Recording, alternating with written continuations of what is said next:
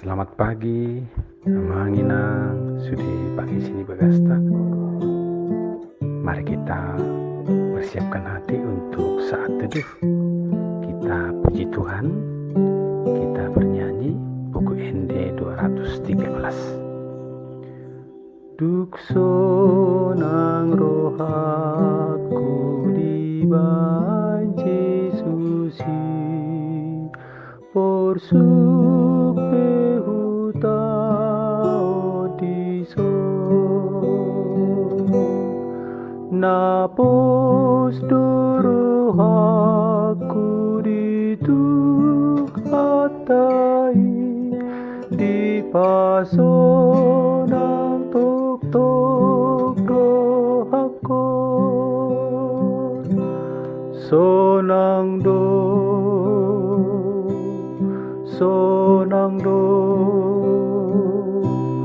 di pasonang tok tok rohakon.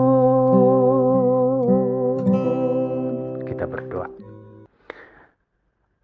Ya Tuhan Allah Bapa dalam surga, sungguh-sungguh kami dapat rasakan Tuhan jamahan-Mu. Pagi ini kami boleh bangun kembali. Kami bersyukur, berterima kasih atas segala kebesaran Tuhan. Kami menyerahkan tubuh roh dan jiwa kami di hadapan Tuhan dalam doa, dalam pujian, terlebih-lebih mendengarkan Engkau lewat firman-Mu. Amin. Saudara-saudaraku, firman Tuhan di pagi hari ini diangkat dari kitab Kisah Para Rasul, pasal yang ke-20 ayat 28. Karena itu jagalah dirimu dan jagalah seluruh kawanan. Karena kamulah yang ditetapkan Roh Kudus menjadi penilik untuk menggembalakan jemaat Allah yang diperolehnya dengan darah anaknya sendiri. Demikian pembacaan firman Tuhan. Saudara-saudaraku yang saya kasihi dalam Yesus Kristus,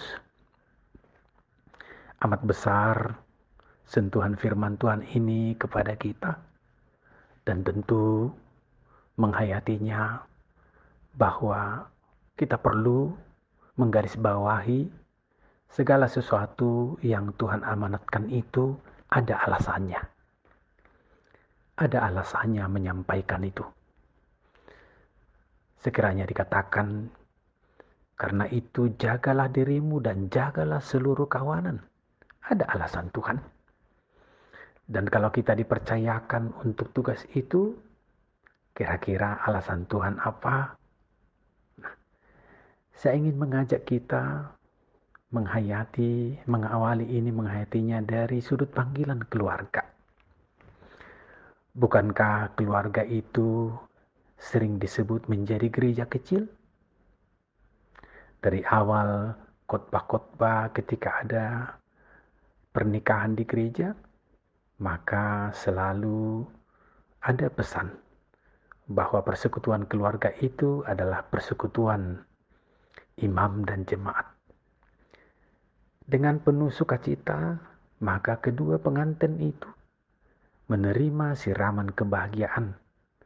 Lalu ada pesan-pesan sehati sepikir, berdiri kokoh, dan selalu berada pada pondasi yang kuat, ialah kasih Yesus Kristus.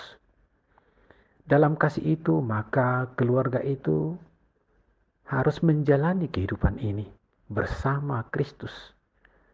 Mungkin ada hal-hal yang berat. Mungkin akan ada tantangan-tantangan yang akan dihadapi. Tapi keluarga kecil itu, gereja kecil itu diharapkan selalu dalam pimpinan Tuhan.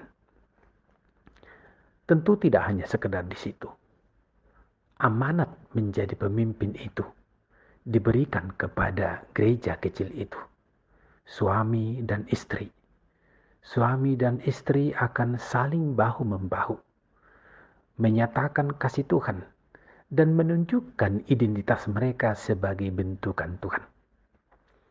Saudara-saudaraku, tentu keluarga yang mencirikan kepemimpinan itu sebagai keluarga yang bersatu dan dipersatukan oleh Tuhan, mereka akan berjalan bersama, saling memperhatikan, bahkan dalam suasana apapun bisa saling memberikan kekuatan.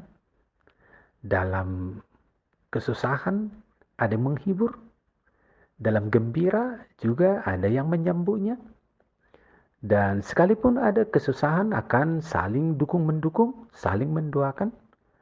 Nah, di sini mulai terasa bahwa memang di antara kehidupan keluarga itu dihadirkan oleh Tuhan, memimpin, memata-matai, memperhatikan dengan sebaik-baiknya, mencermati, tidak hanya dari mata, tidak hanya perasaan kulit, tapi dari lubuk hati yang sangat dalam.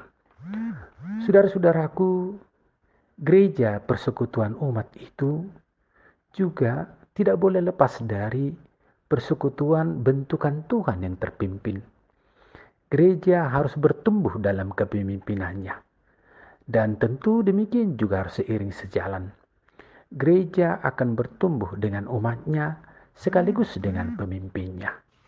Saudara-saudaraku, kita lihat suka duka memimpin di tengah-tengah keluarga. Apabila bisa kita ingat panggilan Abraham, nenek moyang orang beriman ya, dalam kitab Kejadian 12.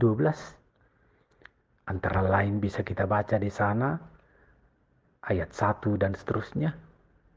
Allah malah memperlengkapi Abraham untuk berangkat meninggalkan negerinya bersama-sama keluarganya untuk maksud Tuhan.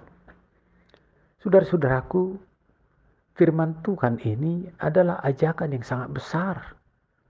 Dan dalam ajakan itu Tuhan menjadi pemimpin mereka, sekaligus memberikan tongkat kepemimpinan itu kepada lubuk hati yang sangat dalam bagi Abraham. Dan apakah yang terjadi? Apakah Abraham menolak? Apakah Abraham angkat tangan? Apakah Abraham mendahulukan tidak sanggup? Dia menerimanya. Menjadi pemimpin, memberi diri, mendengarkan Tuhan. Semua berkenan di hadapan Tuhan jikalau kita melaksanakan kepemimpinan itu sesuai dengan kehendak Tuhan. Dan semua kita bisa diperkenankan menjadi pemimpin apabila kita memperhatikan apa yang disuruh Tuhan untuk kita jalankan. Saudara-saudaraku, dalam kehidupan kita hari-hari, mungkin kita tidak dalam porsi untuk hal-hal yang besar. Katakanlah memimpin umat yang besar atau memimpin sebuah persekutuan di tengah-tengah masyarakat. Tapi itu pun bisa terjadi. Artinya ialah betapa Tuhan mempersiapkan kita dalam rangka menuju masa depan kehidupan kita yang belum mungkin kita capai. Nah, hari ini di tengah-tengah kesulitan kita yang ada, maka Tuhan sangat menyentuh agar kita menjadi pemimpin yang saling memperhatikan. Orang yang saling memperhatikan itu akan menjadi pelayan bagi orang lain. Dia memberikan perhatian, bukan mencari perhatian. Memperhatikan itu adalah melayani dari hal-hal kecil untuk menunjukkan kebahagiaan, mencoba menyapa dengan penuh kelemah lembutan agar dalam kepemimpinan itu selalu nampak jelas bukti dari kasih Tuhan yang memberikan kekuatan. Terpujilah Tuhan dari sekarang sampai selama-lamanya. Amin. Kita berdoa. Allah Bapa dalam surga, Engkau sangat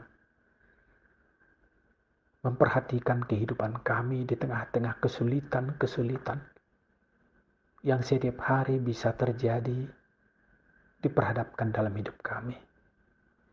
Panggilan firman-Mu, amanah menjadi pemimpin, merajai diri, merajai pikiran, Tuhan segarkan kepada kami.